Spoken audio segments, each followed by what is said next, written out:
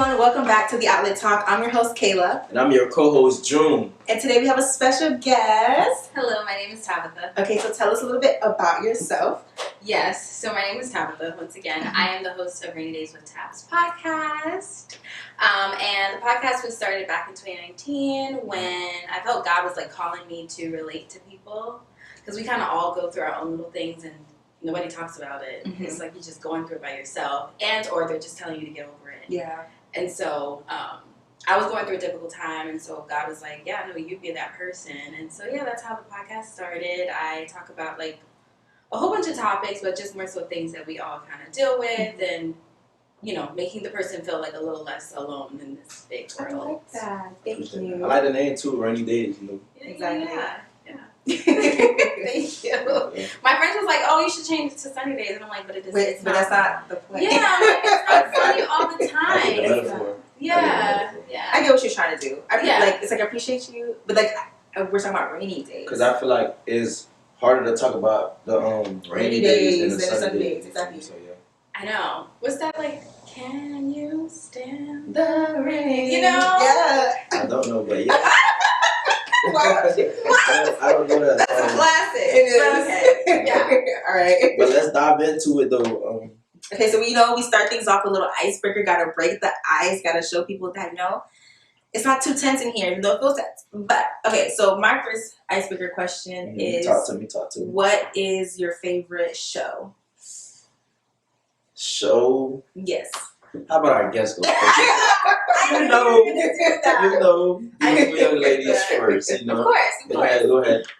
So it's drama filled. So it's the Real Housewives of Potomac. Mm-hmm. Potomac. I know. Like, number one, I never knew where Potomac was, but it's in D.C. So Washington, D.C. It's like a little section, but like it's a pretty much all black cast. Mm-hmm. But it's not like Atlanta. Like Atlanta's like a little more ghetto. Yeah. But Potomac is like they're really classy, but they still have drama. I don't know. I love it. It's like it sounds interesting. Where do you watch it? Netflix? Hulu? That's a good question. Hulu, but it's on Bravo. Okay, got it. Yeah. And you, my beautiful host. Okay, so you guys already know I am a stickler for Empire. What? I watched that show 17 times from beginning to end. I never watched that show. I'm shocked. I watched it. I love that show so much. When all the hype was around it, when it first dropped, I used to be on Empire, but then don't fall out. Go back. Go back. I would be lost. I ain't gonna lie. Go back. Start from the beginning. I'll watch it with you. This is my 18th Is it really time. that interesting? For me, I think because I love music so much. Okay. And like, oh my gosh, I have an appreciation for good voices. Okay. And the fact that it's like everybody has a good voice. Even Andre, the one who we didn't think sing, he sings. Okay. He's actually getting into it. Yeah. Very passionate. He sings. It was amazing. I love every song that they sing. I listen to it in my car casually. I have a whole playlist named Empire. Okay, that's not creepy at all. It goes deep. I see it. This is literally like, I love them so much. But with me, I ain't gonna lie, I'm a little late, but I recently got into like Friends. Really? I'm a little late. Like, I'm watching Friends. I've actually never watched it, but I want to. I was one of those people like, okay, Friends, everybody know. When I started watching it, we're like, we just put something on the TV to go to sleep, whatever. Yeah. And it just caught my eye, and it's hilarious. Really? That's my favorite. I'm gonna get into it. Yeah. Girlfriends is good too. I should watch that after. What? Nah. I finished it. It's amazing. All right. Let's break some ice to mode. You gotta finish off the ice, let it melt all the way. Hello. What's the first thing y'all do when y'all wake up? Like, literally.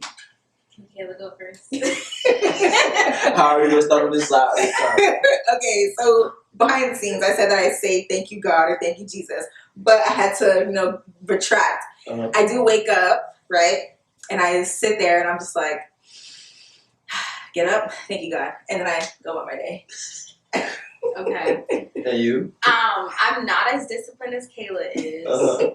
Well, so I'll say, like, most of the times when I'm waking up, it's not by, like, force. Mm. It's not because I wanted to wake up. It's because something woke me up. Yes. Okay. Which is not good. Yeah. But even then, I'm like, I check my phone.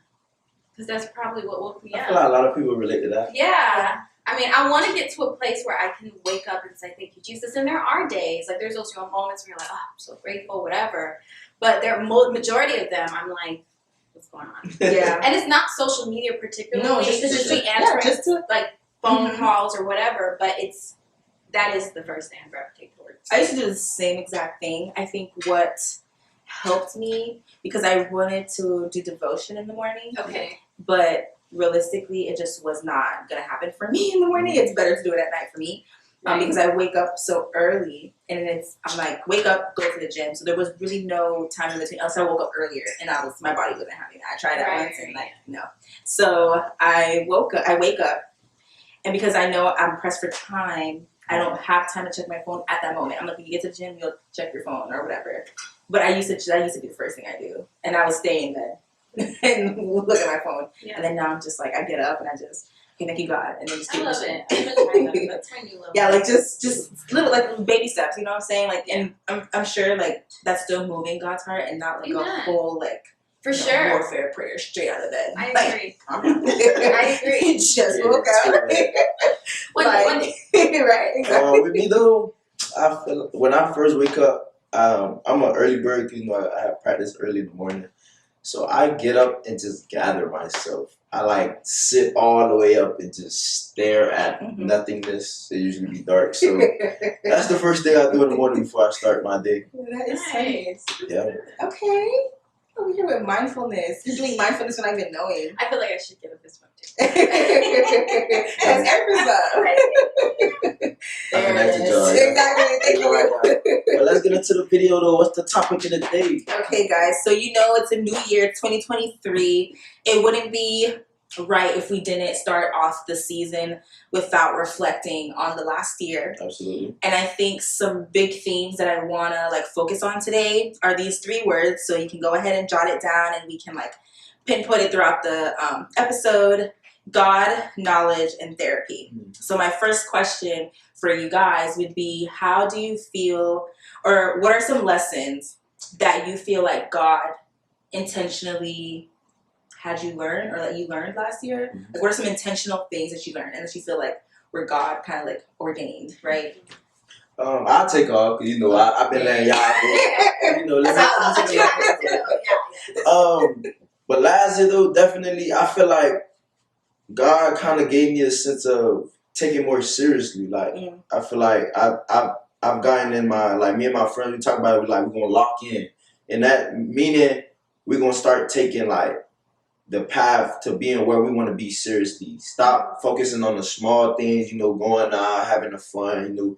I feel like we did enough of that. It's time to have fun later and grind now. I feel like that's the process 2022 taught me, and that's what I'm going to get into.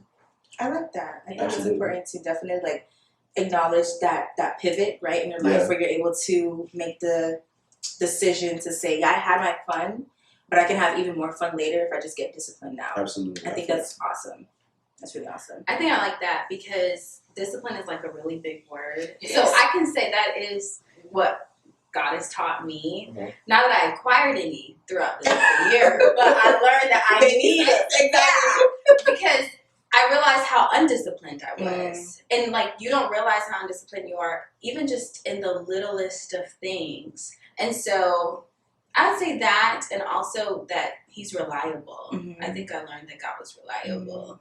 Because you go through things and you be like, are you really going to come through for me for this? And so just to see him show up in those little bit of moments, I'm like, oh snap, you really care. Mm-hmm. You really care. Mm-hmm. So that was I feel like I kind of relate to you for last year. I feel like one of the biggest lessons that God was teaching me last year was to be still, because I do have a little control issues.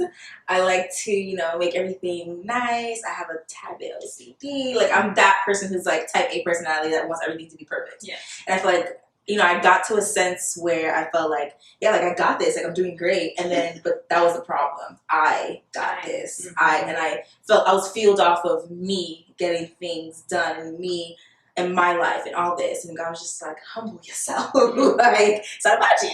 It's nothing about you. Yeah. And so he was just calm down, be still, and know that I am God. And so I felt like that was the biggest lesson. And then also too, my life took a complete upside down shake.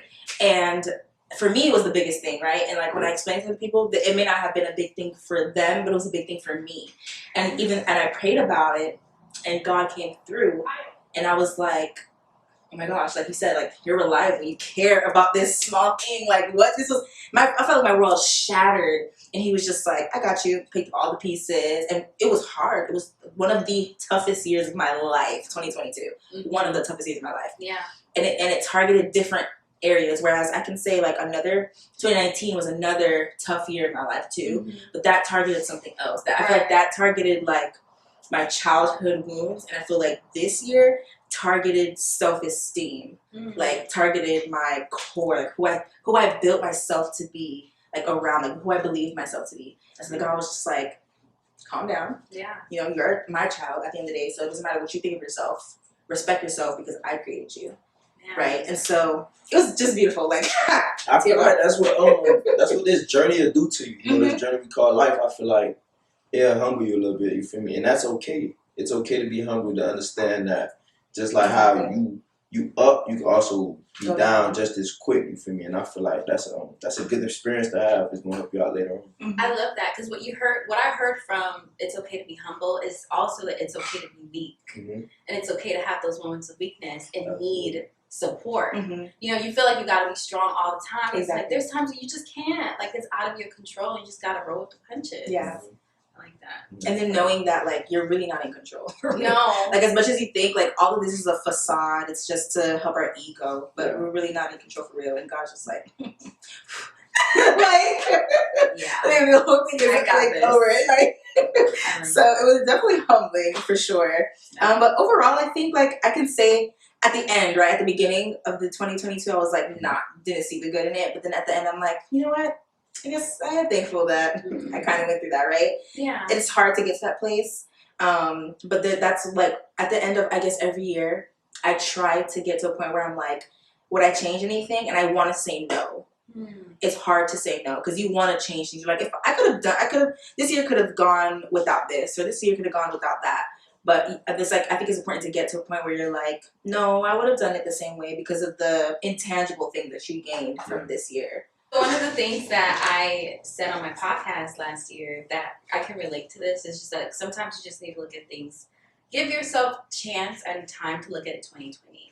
Like they always say, like 2020 vision is always better. Mm-hmm. And so like you just kind of need to go through it and then be like, oh wait, like that actually worked out for my good. Like it's actually okay. Like I needed that moment. Yeah.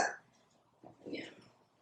I totally get it. But yes, all this to say that in life, I think it's important for us to look back. Even though, like Tabitha said, like it's hard, it hurts, it sucks in the whole midst of the situation, right? And you're not gonna see the light of it until you're out of it. Right. So in that moment, just but the best thing I can say is really just trust God, pray about it, and just live to the fullest. Really, like try to enjoy life for what it is in the moment. You know, be thankful. Little things. That is something. I can say that. That is something that literally helped me in 2022. Out of the 12 months, June was the best month of the whole entire months in 2022 because I did one thing different. Mm-hmm. That's when I started the thank you God thing every single morning. And then 2, I would go on nature walks and I would only say something that I was thankful for. Mm-hmm. It took my mind off of what was going on, which like kind of reversed it almost. I felt like all that time I was being thankful what was going on in my life at that moment really like resolved itself. I felt like God just kind of just took it into his hands and it just was gone. Like literally like in July I was like, oh, I guess it's not that bad after all. I felt like my world was ending before. And when I just focus on what I can be thankful for in that moment, like I can walk, like people, you know, like walking we take for advantage. Like you don't really realize like, bro, I have 2 knees. Like I have my elbow. Yeah.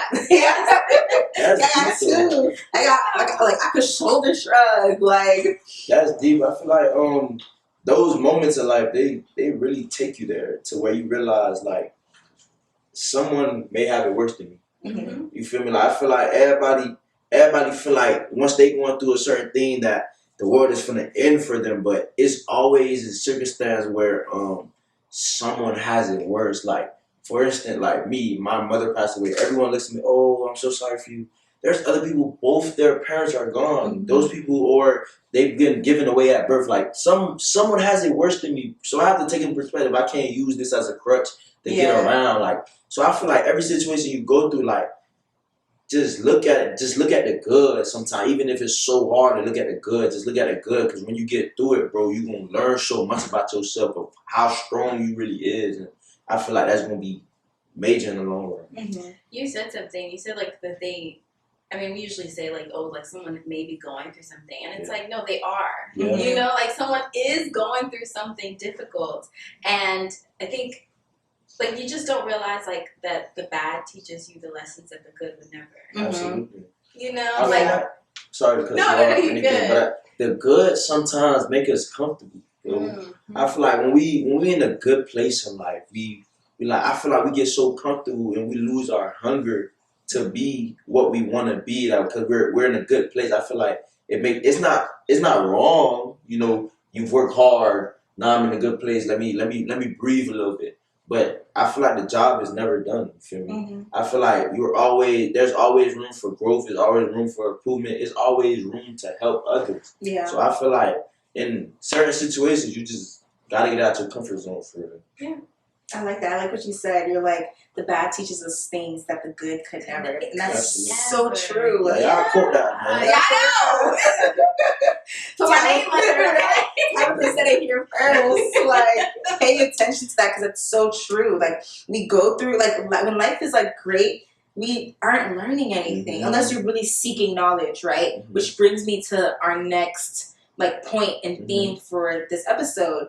And I want to ask you guys, what are some things that you guys sought to learn last year? Like, what were some things that you wanted to know more about? I go. It's fine. I go. You know, things I sought to learn. I want to say last year, like I said earlier on in the video, like, I took it as an opportunity to grow and take life and my journey a little serious. So what I sought to learn was things to expand my arsenal. Mm-hmm. When people ask me what I want to be when I'm older, or what field I want to be in, I feel like I'm not someone that want to stay in one place. I feel like I'm someone who want to do this, do that, because I'm a multi-talented person, you know, if I do say so myself. But, right. But, like, I feel like that's what I saw in 2022. Like, I feel like I try to find ways to, like, try to expand in this field and that field and in that field while learning so much in different areas. And I feel like that grew me as a person so much. So that's my answer. Okay.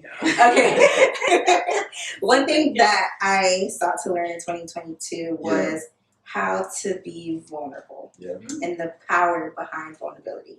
That is something that I struggle to this day with, but I wanted to become a master at it.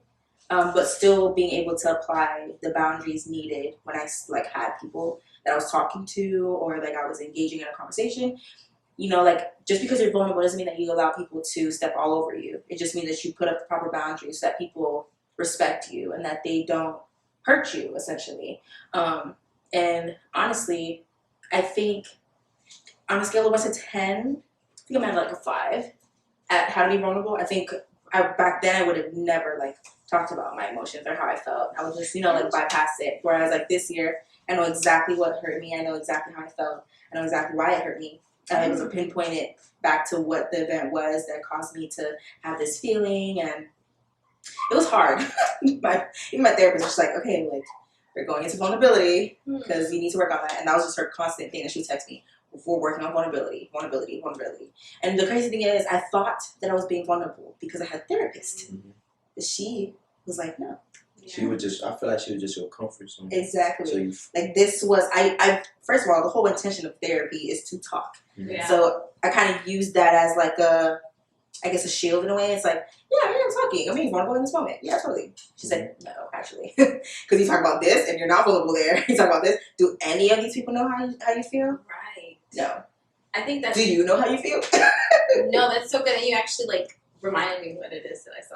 And it was about myself. And I know that sounds so cliche, but imagine like you really don't know yourself, and you also don't know your maladaptive behaviors and your tendencies. That you may think like, oh, this is good because this is comfortable for me, but it's hurting someone else. Yeah. So like having like you feel some type of way about something someone does. Let me speak for myself. I feel some kind of way about something someone did. And instead of talking to them, I'm like, oh, I'm just going to let it go. What I didn't know was I was building resentment and I was being cold to them. Yes. All of a sudden, our relationship is separate. I've dealt with whatever it is you've done. I'm over it now.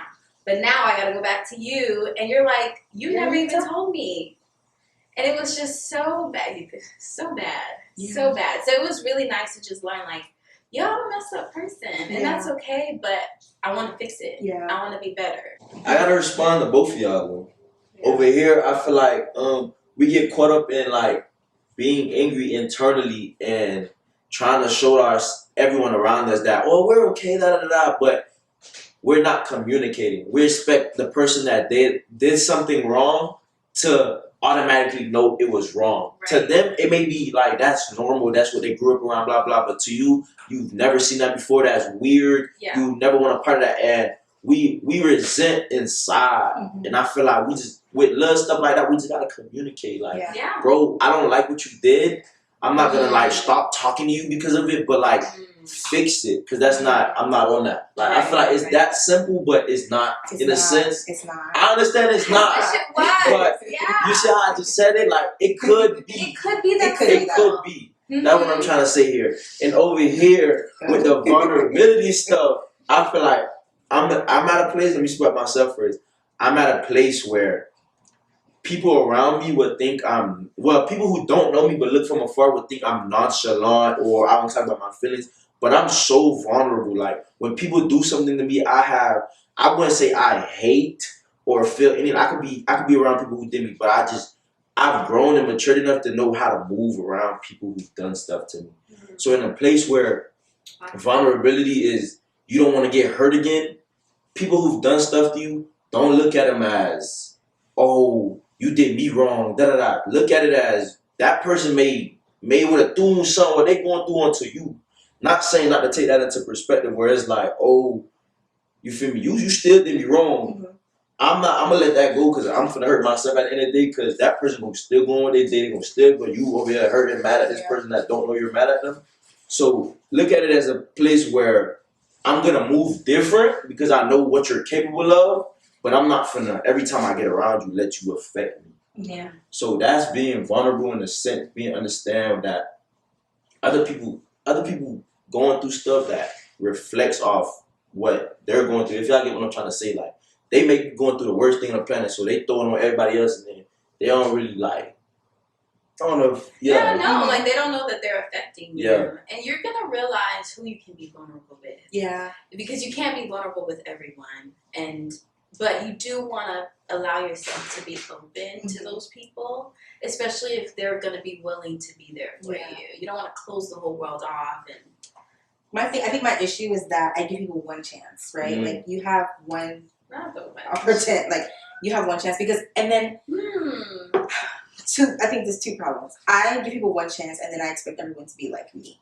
I expect everyone to have that same mentality, that same strength, that same mindset, that same will to change or the will to listen or the ability to listen, because not a lot of people are capable of listening, right? Like, people hear me, but you're not listening to me.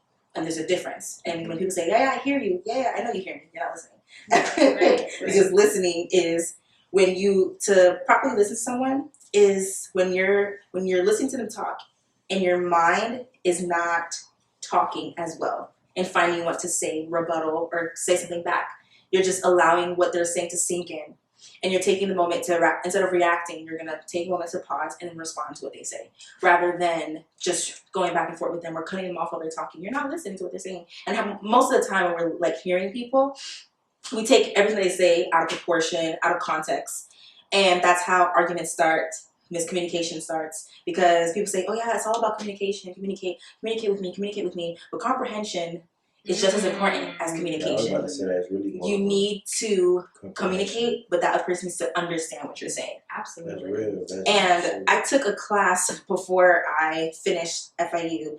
And so the last class that I took, it was basically like a self-improvement class. And I really loved that class so much, to the point where I was like, I want to create a curriculum or like some kind of program that people can take, adults, children, grandparents can take to learn how to improve themselves. Because I felt like I left that class better. Like that's why I was like, God, knowledge, and therapy literally like is what shaped my whole entire life. Like knowledge from that class, like literally pushed me even further in my journey of like self-discovery. Because there was so many things I learned, not just how to communicate with others, but how to communicate with myself and how to understand myself and listen to myself. Like I became so like woke in my own like self. Right. And I think in that aspect I can then attach it to being able to be vulnerable to the Holy Spirit. Like how are you able to hear the Holy Spirit if you're not vulnerable to the Holy Spirit? We're sheltered as well too to God, and God knows everything. And we're trying to like you have to make me run. That is good. It's so true. Yeah. Like we trying to be like this, and God's just like, I see you. Stop playing.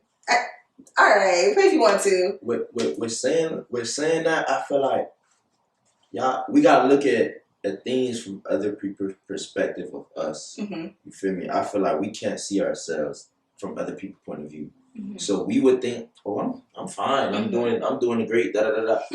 But we take at what other people's telling us as they're coming for us, in the sense of trying to understand that some of it is constructive criticism. Right. I feel like a lot of people don't know how to take constructive criticism. Even if it's a way to say certain things, but if I'm close to you and I tell you straight up, you just gotta take it. I feel like you gotta, like, if I'm in a position where I can talk to you like that, like you gotta take and understand what I'm saying, like, cause what I'm saying to you, you may not see it now, but when you go in the real world, somebody may check you in a way that you may not like it, but I've been telling you the whole time. So even if it was God, how you know God not just sending that person to let you know? Yeah. Because you know it may be indirect, but it's direct. Mm-hmm. Yeah, and if I'm your friend and I'm telling you I noticed something, why would you think it would come from a negative place? Mm-hmm. You know, like I had a friendship that ended that way. Mm-hmm. Like basically telling her about herself, like, hey, I noticed these things, in the most polite and respectful way, known you for years.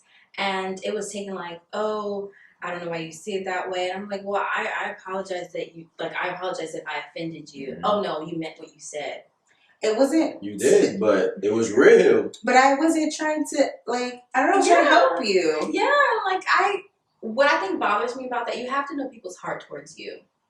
And if you, like, you have to kind of know where this person is coming from. Mm-hmm. Especially if you've known them for so long and they care for you, care for them. Why would they come at you sideways? Yeah. Is what you kind of have to ask yourself. And, like, just actually accept, okay, what is this person saying? You don't have to accept it fully because whatever. Yeah. But you can take the chicken and leave the bones. Take the meat and leave the bones. I feel like a lot of people, nowadays and age, 2022 moving to 2023, like, a lot of people not healing.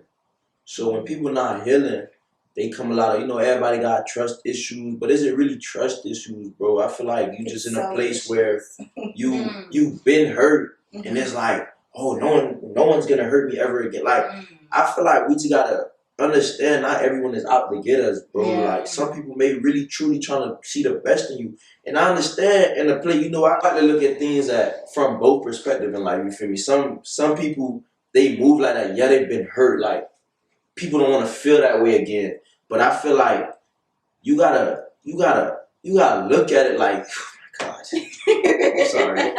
You're fine. It's okay.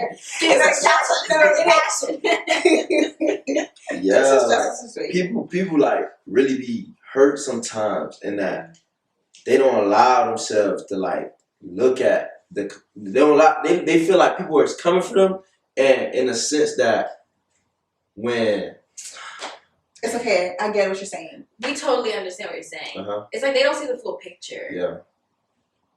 In short. But you're also saying something about like people aren't healing, right? Mm-hmm. And so I call it toxic healing, because this generation is taking this everyone wants to ride the train, right? Ride what's popular. Oh, I'm healing. Okay, I just want you to know that healing doesn't look like drinking coffee in the morning. Doesn't look like doing yoga outside. Doesn't look like going on a cute little walk. No.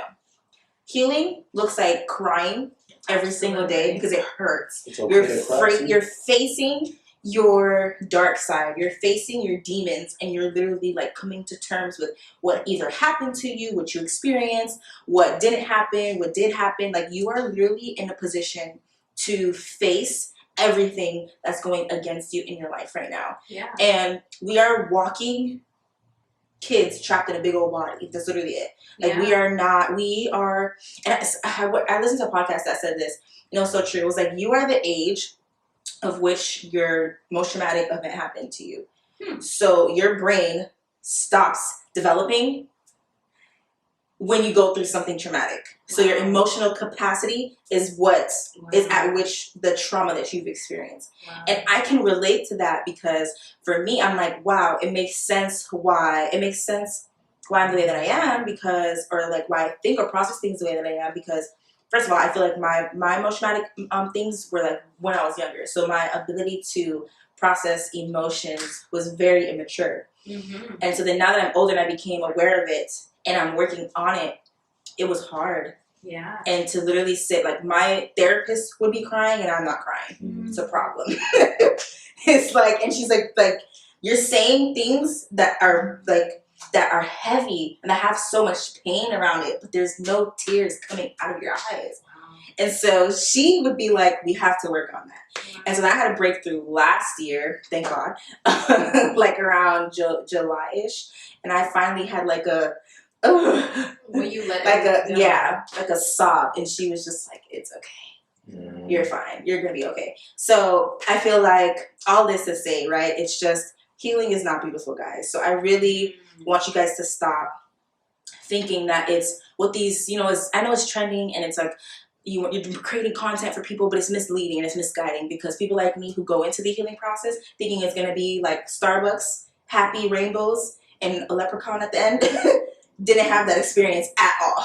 Yeah. It was the complete opposite. It was the worst experience of my life. Yeah. But I'm on the other side of it. I'm like, wow, I needed that to happen, because I feel so like liberated. I feel free. I feel like I may not be like 100%, emotionally mature, but I had to go through that, right? And I'm at a completely different perspective, a point in my life now. And it's okay to cry though. I feel like people don't be wanting to cry sometimes. Like, when stuff happened to me, like, I cry in my own world, you feel me?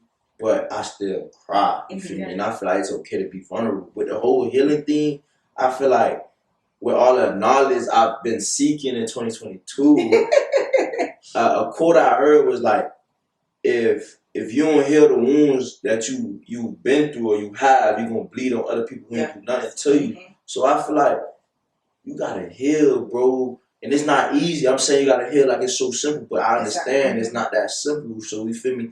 Take the initiative, you feel me?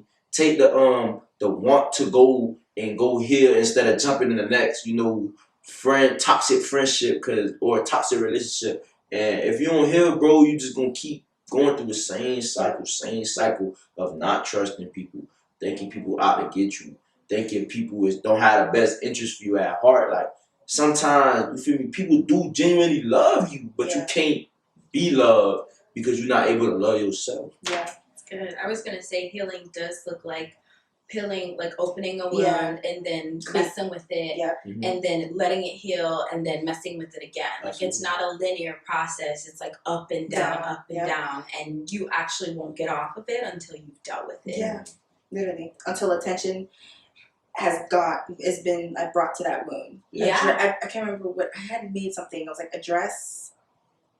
undress to address, something like that. I don't know. I'll figure it out.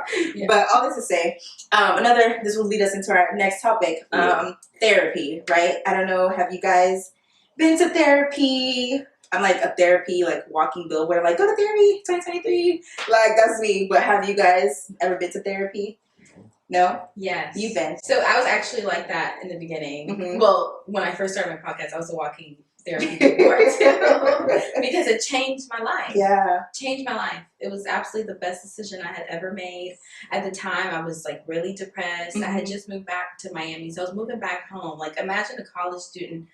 At the point, I wasn't even a college student anymore. I like lived in Tampa for 4 years. I finished college 2 years, like 2 years before that, and then I lived there for 2 years working. Never did I imagine I'd end up back at my mom's place, and then I was out of a relationship that I thought was gonna last forever.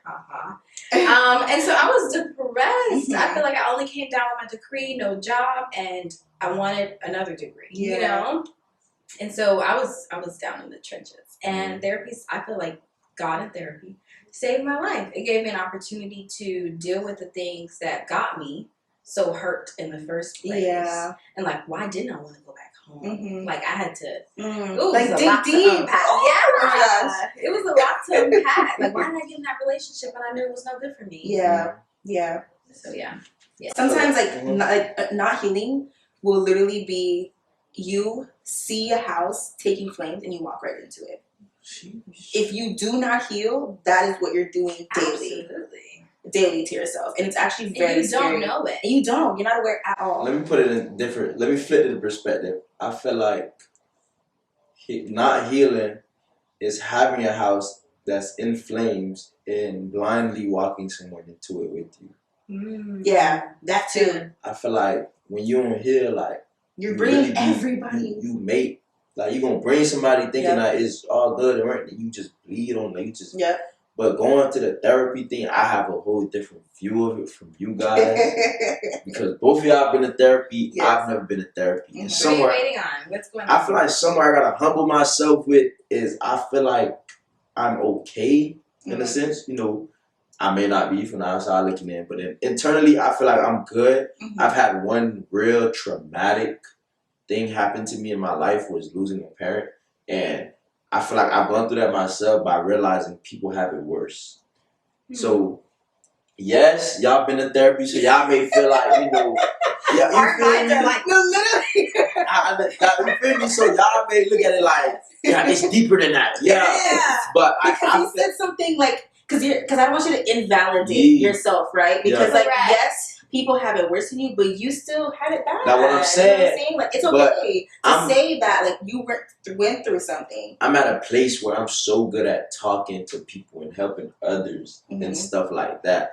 So I just be feeling, that's why I said I gotta humble myself. I understand where y'all coming from, though. I ain't just, saying that where like, okay, I don't need therapy, blah, blah, therapy. No, but I'm saying, like, I gotta humble myself where I understand where, like, you feel me? I may need to talk to somebody. I may need to try. It's amazing. But you feel me? I just got a different view on it. I feel like those traumas, like I said earlier, like, it's gonna help me in the long run. I think it's important to note that you don't have to be going through something to go to therapy. It's like something traumatic does not have to happen to you in that moment for you to say, hey, let me go to therapy. I feel like for therapy, it's dug up a whole lot of other wounds. The things that I didn't. And I felt like, okay, like I went through this, and then something else I'm going through relates to something that happened years ago. And it's like, okay, I'm happy I talked about this because now I get to deal with this and then keep it moving. So like exactly. So what I always say is like, especially because right now I'm a little single. Here, I'll have our rainy days and times. Waiting on the Lord. But I always say, like, if I visualize like your baggage, my trunk at some point in time was full. Now I'm actively clearing that stuff out because I gotta make space for your baggage because you're gonna come with some. Everybody comes with baggage. Yeah, exactly. And we gotta figure out a way to do this. But if our trunk is full, like, it's just not gonna work out. It's not. It's really not. From someone who's never been in therapy though, like, I feel like it's a lot of positives to it though. I feel like say y'all, how y'all been in therapy, like, y'all understand the inlooks of what it takes to start finding out. Like, how you see the bigger picture of, it could be something you weren't even thinking about. That's the root of your problem. So I feel like once y'all go through that experience, if somebody comes in your life with the baggage we just talked about, you get a chance to to be a cold therapist in a sense, like you're not trying to fix the person, but now you know what I'm saying. I understand now you're not trying to fix the person, but you understand like, oh, now you get to see a different outlook. You get to put a different input than if you were just fresh. You feel me? That's how I feel like that's true. Therapy could be a positive. So, like, are you considering it? Absolutely not. We went through all of this. I'm sorry. But wow. Wait, why? I'm so curious. That's what I'm saying. Like, that's not something I find myself doing, wanting or needing at the moment to talk to somebody. I don't feel like that's what I'm saying. It's more of a humbling thing for me. I have to like humble myself first and get a sense of humility before I can be like, all right, I need to go talk to somebody. Yeah. Because well, then I wonder, do you have people already in your life that you feel comfortable like going to? Although they're not licensed professionals that can dig down deeper, you probably already feel that fulfillment in your friendships or mentorships. Maybe. I just feel like I feel like you hear my. I want to say trauma. It's not that deep. I feel like you hear my. I don't want to say pain neither. I feel like you hear what I'm going through when I talk to like people I mess with a lot. Like you feel me? Like I'm giving out like energy right now, but like, I feel like they've heard what I've been through in a sense. Like I throw it in there. I throw my pain in there. So if people who I really know like be around me and mess with me, like they'll catch it and they'll give me a little something. So I don't know. A little something. I don't know. I'm gonna pray about it for you. But because like I don't know. I'm indifferent, right? So I feel like, or is that the word I didn't want to say? I just feel like everybody at some point should go, even if you haven't, like you said, didn't really experience something traumatic, right? So like even like you said, like I thought I knew where most of my like wounds came from. I thought it was one traumatic event. I was like, yep, this is it. And then I sit in therapy and we're just unpacking, and it's so many things that happen at school, things that happen at my house, things that happen at like church. You'll be surprised. It's just a big old thing. Yeah. So it may not just be that one traumatic memory. And it's some things our brain, I don't know if you watch the movie Fractured, but our brain, when we go through how can I put this? When you go through something, and trauma, let me define trauma. Trauma is not, people use it so lightly. Oh, I don't want to use it. I know it's a deep word. Trauma is a deep word. Trauma is actually how, not even that, like how, it's something that took you by surprise. And trauma, then, like, so something that took you by surprise, and trauma is not the event, but the emotions that happen from the event. So how you cope with life because of that event. So how can I give an example from my own personal life? Like you've been hurt and then you move differently because of that. Yeah, exactly. So that's considered, but it took you, so like, and then that's why some people like can go through the same thing as you and may not necessarily feel that hurt because it didn't really take them by surprise that much.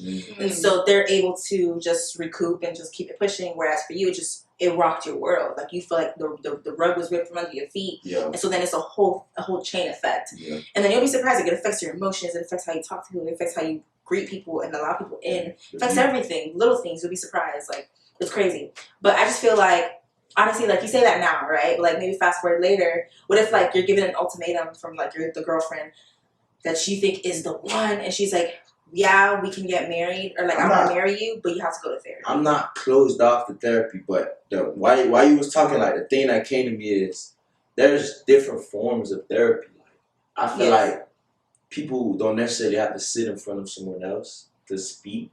I feel like it could be a passion.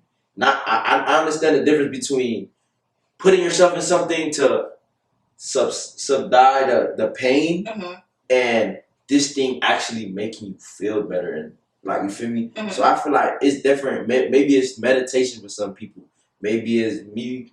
I would like to say playing my sport. It's something that helps me tremendously so it gives me a whole new breath in a sense. So it could be different ways people view therapy. Yeah. So and to be back with what you said, I think that's the beginning stages, right? So before I went to therapy, I started running. I would run a mile every single day, and I felt for real. Like I was up the streets, like, and I felt great after. Like, I felt amazing. I was like, yes, like, this is No. I was just about to say you would not catch me, but I love that for you. I was running, and then until running wasn't enough. You know, like, it just was not the thing that was. I still felt it here at some point, and so then I was like, yeah, I need help. I need to go to somebody, because if I didn't, I don't think I was gonna make it to 2021. Like, for real. So 2020, I was like, you know what, I'm going to go get help, because this is not. There's how can I explain this? It's okay to experience sadness, right? But days of sadness is a problem, right? Like, it doesn't stop. And then it keeps you from experiencing joy, happiness, peace. And that's when I felt like, you know, I need to go to therapy. Like, I'm not able to experience, nothing makes me happy. I don't really even know what makes me happy. I can't remember the last time I laughed, genuinely. And so then it was like, all right, I have to go. Lock me up in a psych ward, because like, this is getting real. But I'm glad that I was able to realize that, and I took myself in. Whereas some people, you know, would have run away from that and caused even more problems to yourself. Yes. So yes. A lot of people feel like that, though. Believe it or not, like, a lot of people may feel like they're different. Like, you know how people, like, say the norm is to do something, and then they're not doing that. seeing, they're not doing it, so they be like, something wrong with me? Like, why am I not laughing? Like, people may feel like that, you feel me? So it's okay to talk now. I would always tell somebody, like, I feel like I don't take my own advice too. I feel like I can speak to people. Everyone. Like, I tell somebody, like, you need to talk to somebody for me, even if it's not me. Just talk to somebody you feel like you can just let that out, because I feel like that helps you feel free. Amen. But I don't take my own advice. It happens. You can talk to me. I was gonna say, like, yes, in the meantime, find someone to talk to, and obviously Kayla and I aren't forcing anyone to go to therapy. Absolutely. Because it can be a little bit like overbearing, and I realized, and that's why I dialed back a little bit, because I was literally like, go to therapy. And unfortunately, some people can't afford it. Yeah. That's another thing. Speaking for myself right now, like, the whole thing is, like, I don't mind talking to somebody, but I'm not gonna go find you to talk to you. Yeah, that makes sense. Yes, I see what you're saying. Like, say me and you having a conversation, and I throw it out there. Like, for me, I was going through this last week, like, da-da-da-da, and then we talk about it. Boom. But I'm not going to go, I need to talk to somebody. That's my issue. Okay. You're not going to go look for somebody. I'm not saying, it's a thing that I do on purpose, like, oh, I don't feel like I need to talk about. It's just not my personality. Do you think that's like a guy thing, like a man thing, or do you think that's a Julie thing? I think it's different. I would. And I only ask because you like, have a male perspective. You have male friends, and so, like, do you see like a common theme amongst? I feel like that's something common around people. Like, I feel like the male, like the guys, I feel like I don't want to speak for y'all, boy. For me, if this don't apply to you, please don't take it that way. It may not. You may be different, my boy. Yeah. But I feel like most guys that I be around or that I know, that I've seen, I feel like you're not gonna go search for that. I feel like some men are vulnerable enough to speak about it when it's needed. Like, say the conversation arises, we speak. Some guys are vulnerable enough, and some guys are not, just not gonna speak about it. But I don't see guys going out their way to go speak about their issues for real, unless it's something that's been weighed on their heart and they feel like they need to go talk to their dogs or something. That's how I see it from the male perspective. Interesting. I think it might be a guy thing. But I really do want to break that stigma, right? So I don't know, like, even me just preparing for my future, right? My future kids and my future spouse, I feel like it's important for me, when I have sons, to get them in the practice of asking me for help. And I'm going to tell them it's okay. I don't want to reassure them all the time. So, like, even if it's to open a bottle, like, you don't have to strain your fingers so much. Like, it's okay to ask for help. It's okay to ask me for help. It's okay to ask your dad for help. It's okay to ask your friends for help. It's okay to ask for help. And I want to put them in therapy when they're kids, just to get in the habit of just talking about stuff. Even if it's not about nothing traumatic, but just talking. I think it's healthy to talk. And I think a lot of, especially from our culture, we don't really come from a culture that's like open for kids, give kids an open floor to talk. They're like, you're a kid, shut up, what are you talking about? You don't know what stress is. That kid, that's all they know right now. You know, they don't know anything past 2 years old. So that is the most stressful. If their toy breaking at 2 years old, that is the most stressful experience for them at that moment. So give them that space and walk them through that moment and reassure them that it is okay. Don't be quiet. Why are you crying? I'm going to give you a reason to cry for. I'm going to take that toy. Whoa, it's a lot for that kid. Like, he just lost his favorite toy. Like, did you ask him why he was so attached to that toy? You know what I'm saying? Even though he may not even have the words to describe it at 2, for real, if we're being honest. Like, he's not going to be able to describe it. But understand that is that kid's most, that is it, that kid's stress. He's not worried about, you can't compare. That's why it would piss me off when parents, you're 40 and you're comparing a 2-year-old struggle to you. Be for real. They don't even know what stress is. They don't know what stress is. I take that back. They don't know what bills is. They don't know what paying for something, like, they don't know those kind of struggles. Validate their struggle right now, and that is their toy breaking. I think. Oh, you about to say something? Go ahead. I was just gonna say, imagine what that does to the adult version of that. Exactly. You know, having to constantly be shut down. Like, oh, this is not that important. This is not that deep. This is not that serious.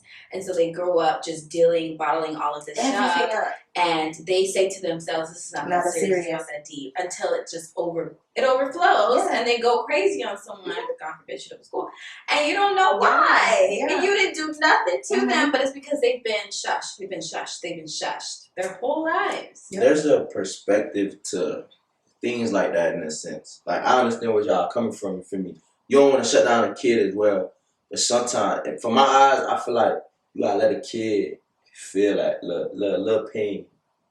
I don't know if that makes sense. Yeah, let him cry. Like, not verbally abuse your kid to a point where it's like, bro, that's nothing. Like, shut him down, but in a sense, like, let the little kid have his little bump and bruises. Like, he fell off that bike. Should never been. You feel me? Like, sometimes you just gotta. They gonna learn. Like, you feel me? As a kid, you playing with a little fire, you get burned. Now you know not to play with that fire again, and that takes you. You feel me? So I understand y'all what y'all saying. I'm just adding on to the other side of it where it could be, you feel me, beneficial, understand, but don't mud your jit. Like, don't make your jit so, like, nah, I can't even cry. My old girl, like, you don't want to be in a position like that, you feel me? So I get what they're saying. I agree. And then when the kid grows up and they're in their teenage years and want nothing to do with you, now you're mad. You created that distance by shutting them down. So you can't even be mad when we don't even want to talk to you. Make it make sense. Pick one or the other, right? Like, and I get it was unintentionally and that they were stressed in that moment. Now that I'm older, I can now see and, you know, give grace, because it's like you were stressed in that moment, but I'm not exempting you from that. So I'm just going to do better as a parent and make sure that even if I'm stressed, why would I put that on my kid? That's called projection at that point. Sometimes I feel like it's not even about them not wanting to talk to you. I feel like they be so disappointed. Because you probably be their role model that, damn, I done did bad, now I can't even go talk to them. But you got to reassure your jit too, though. You got to reassure your kid and be like, you can come talk to me. That's how I talk. I'm sorry. I'm like, you're a kid. You gotta reassure your kid and make sure, like, you feel me, he understand, like, no matter what, you may feel mad and disappointed, but you gonna still take care. You gonna still stick by your kid. What's amazing is that we're the generation to fix that. Yeah. You know, unfortunately, our parents would never even consider some parents won't even consider the idea of therapy, or just even to consider to do some introspective looks and, like, ways that they may have, like, impacted your lives. And I have to say that they were doing their best. Yeah, they were. They were doing their best. They're doing their absolute best. But now that we know better, you do better, right? Yep. So. I don't know. It may be I'll talk, but a lot of things I want kids to understand and people in general to understand, like, sometimes your parents generate what they grew up onto you. So you, whole time you think your mom, your dad strict, they had it tenfold worse than you. You feel me? I don't understand, like, in the Haitian culture, I know a lot of kids, like, they can't wear this, they can't wear that, but their parents was even worse. Yeah, they couldn't wear You feel me? They couldn't go out the house. You feel me? And even then, like, you feel like it's so bad because everyone around you got it so easy. Oh, this person kid, mom, let him do that. But you feel me? At the end of the day, they doing what they feel like is best for you, trying to protect you in their head. It may not be right, but I feel like 7 to 8 times out of 10, your parents got the best interest for real. Yeah, bro. they do. They just have a hard time showing it. Mm-hmm. For sure. Or translating it to this day and age. Yeah. Because they so stuck up on how they grew up that they don't understand, like, time evolved. There's different ways, like, you feel me? Stuff like that. Yeah. So, yeah. And there's actual studies out there that shows, like, lack of support, lack of positive words on kids is what cripples them. It's not even like, oh, like, they got beat as a kid. Like, the beating is one thing, but it's those words that they'll keep over and over and over and over and over in their head until they're older. So it's just, it starts at the end of the day with what you say. Honestly, what you say to people, what you say to yourself, and just make sure, honestly, guys, pray every day and ask God to just guide you, because it's hard. No one gets a manual on how to be a parent. No one gets a manual on how to be a person in general. No one gets a manual on how to heal. So I think it's just important that we all just, like, just take everything and just really, like, try to sit on it and just try to, like, just look at the positives of life. I don't know. Take it in stride. Yeah. So I think that just concludes it. Yeah, we're gonna wrap it up, man. We appreciate Miss Rainy Day's time for coming down and sitting down so much with the Outlet Talk, man. Yeah. I'm so grateful. So what I always tell my podcast, my listeners, is that it doesn't rain always, but it's raining today. So to go stand in the rain. On that again, you feel me? Man. Thank you for watching Outlet Talk, man. Like, comment, and subscribe. And follow us on our social medias and her social media if you want to start yourself out. Rainy Days with Tabs podcast. Y'all go follow me at kxyrenee. And don't forget to follow the Outlet Talk on Instagram. And follow June. Young One King, simple, easy like that. Appreciate y'all again. Have a wonderful evening. Peace.